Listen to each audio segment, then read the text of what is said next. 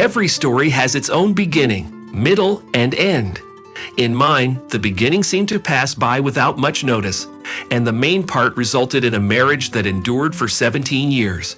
However, the ending came swiftly and sorrowfully, unfolding within a mere 2 months. Even now, the remnants of this messy affair, which I once believed to be a happy marriage, still linger in my memory like unpleasant echoes. We had a good life together. It may not have been filled with the fiery passion of our youth, but we had a deep respect and appreciation for one another. I worked diligently as an electrician throughout my life, and money was never a concern for us. However, the time had come for our eldest son to pursue higher education, and our budget couldn't quite accommodate his aspirations. So I started taking on business trips, usually lasting just 2 or 3 days at a time. One day, upon returning from one such trip, I was greeted with an unpleasant surprise. I arrived home earlier than usual, bearing gifts of sea buckthorn. As I stepped through the doorway, I hoped to surprise my wife.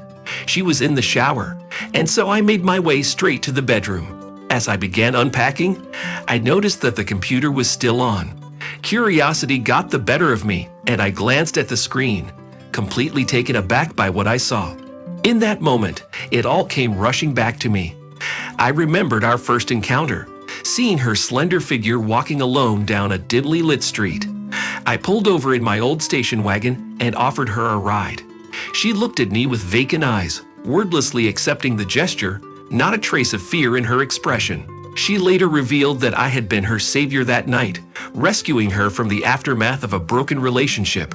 And yet, I had never sought to claim any ownership of her heart at the time. Somehow, everything unfolded on its own. Before I knew it, we found ourselves standing outside the registry office. She gazed at me with her bright and joyful eyes. And now what? Is her first love messaging her? And not just simple greetings, but with ambiguous hints.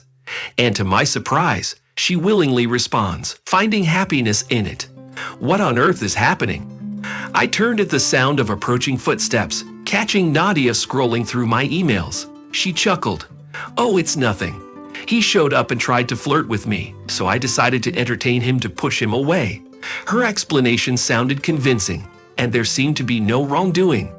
I chose to believe her, but deep down, I knew I had to investigate further. As expected, their correspondence continued, and they even met up.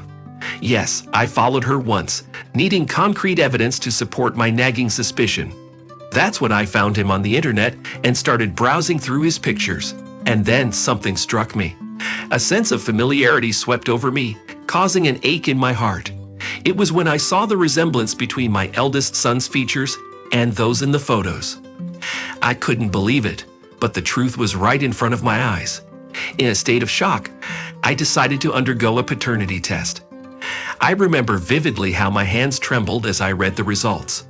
The moment I comprehended the outcome, I knew my life was crumbling. That very day, I sought refuge at my mother's, pouring out the whole story. Can you grasp it? She was with him even after we got married. His son is actually his. My mother looked at me with guilt in her eyes. She wasn't unfaithful to you. Well, at least not during that time. And things only continued to worsen from there. That's a betrayal from your mother. I never expected it. Whoever it may be, I didn't see it coming from her. It turns out that Nadia not only experienced a breakup with her boyfriend, but also went through an abortion while she was pregnant. But then I entered the picture. My mother and her girlfriend, who is now my mother-in-law, decided to marry us, and Natka became a part of our family. They tried to convince me otherwise. My mother had always wanted grandchildren. Son, honestly, I had hoped she would handle it herself, maybe have a miscarriage. But a father is not just the one who contributes to a pregnancy, but also the one who raises a child.